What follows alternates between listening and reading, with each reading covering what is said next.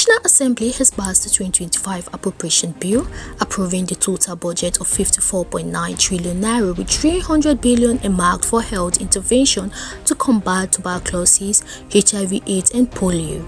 Say aye. Those against say nay. The ayes have it. Budget, originally 49.7 trillion naira, was presented to the National Assembly by President Bola Ahmed Tinubu on December 18, 2024 under the theme Budget of Restoration, Securing Peace and Building Prosperity. Following legislative review, including consultation with key economic stakeholders, the budget was revised upward by 5.2 trillion naira to address critical national needs. Recall that the Senate debated the bill on December 19, 2024 and referred it to its Committee on Appropriation for detailed scrutiny. Breakdown of allocations.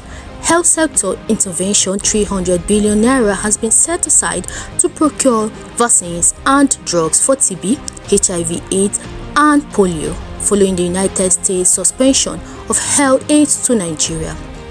Debt servicing 14.3 trillion naira has been allocated to debt obligations. Capital expenditure 23.9 trillion naira will fund key infrastructure projects.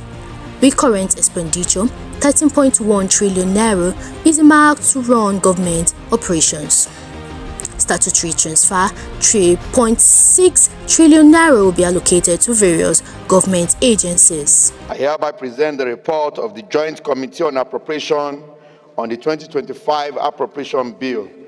You may recall that on Wednesday, the 18th December 2024, the President Commander-in-Chief of the Armed Forces of the Federal Republic of Nigeria, His Excellency Bola Ahmed Tinubu GCFR, lay before the joint sitting of the National Assembly the 2025 Appropriation Bill tagged the Budget of Restoration, Securing Peace and Building Prosperity, containing the budget estimate of the federal government revenue and expenditure for the 2025 fiscal year in accordance with Section 81, subsection 1 of the 1999 Constitution.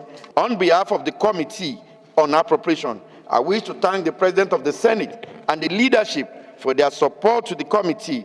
I also wish to thank the Appropriation Subcommittee for their cooperation in making the budget enactment process robust and effective. And these have contributed significantly in making the report with a record time. Lastly, I thank the distinguished senators and staff of the committee who worked tirelessly to ensure the successful completion of this legislative assignment. Mr. President, very distinguished colleague, I so submit. Reacting to the budget, Senator Abdul Ningi emphasized that the 2025 fiscal plan focused on generating more revenue and reducing borrowing compared to other previous years. Well, we have received the budget this afternoon, and we are looking at the presentation of the Appropriation Committee. We are a member. But the presentation of the budget is not the main takeaway for today. Yes, the budget is presented. We are looking at the details.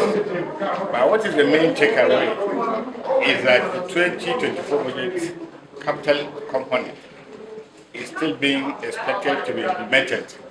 That is one. Secondly, the central working system, payment system, is still a matter that is disturbing Nigerians.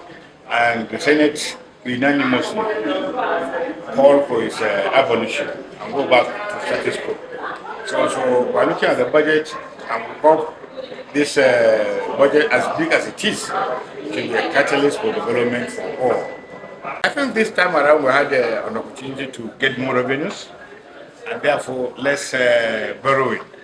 I think that, for me, is the takeaway from this 2025 budget.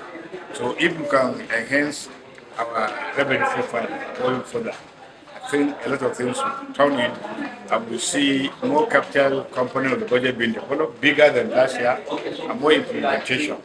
The capital component is bigger than last year, but because of last year's budget, capital component is yet to be implemented.